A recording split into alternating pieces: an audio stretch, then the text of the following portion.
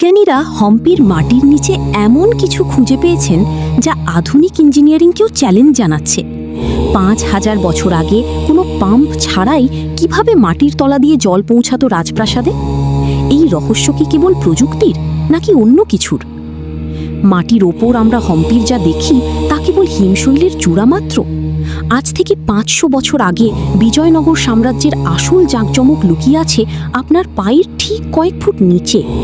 মাটির নিচ থেকে কি এমন বেরিয়ে এলো যা দেখে প্রত্নতাত্ত্বিকরাও চমকে গিয়েছিলেন? চলুন জানি। গত কয়েক দশকের খনন কার্যে হম্পিতে পাওয়া গেছে আস্ত একটি আন্ডারগ্রাউন্ড বাজার। হম্পির বিখ্যাত পান সুপারি বাজার বছরের পর বছর মাটির নিচে চাপা পড়েছিল। শুধু তাই নয়, মাটি খুঁড়ে বের করা হয়েছে সুপরিকল্পিত প্রশস্ত রাস্তা, যা প্রমাণ করে সেই আমলের নগর পরিকল্পনা আজকের আধুনিক শহরের চেয়ে কোনো অংশে কম ছিল না। হম্পির মাটির নিচে সবচেয়ে বড় বিস্ময় হলো এর ওয়াটার ম্যানেজমেন্ট সিস্টেম। বিজ্ঞানীরা এখানে পোড়া মাটির তৈরি পাইপ, টেরাকোটা পাইপস খুঁজে পেয়েছেন।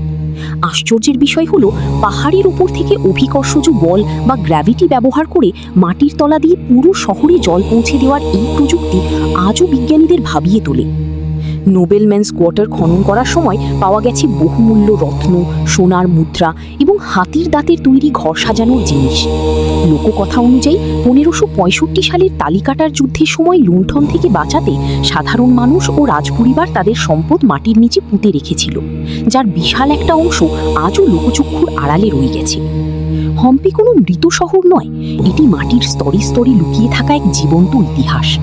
যতবার মাটি খুঁড়ছেন বিশেষজ্ঞরা, ততবারই বেরিয়ে আসছে নতুন কোনো গল্প।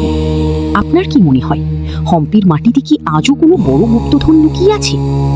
ইতিহাসের এমন রোমাঞ্চকর গল্প জানতে আমাদের পেজটি ফলো করুন। ভিডিওটি ভালো লেগে থাকলে লাইক, শেয়ার আর ফলো করতে ভুলবেন না কিন্তু।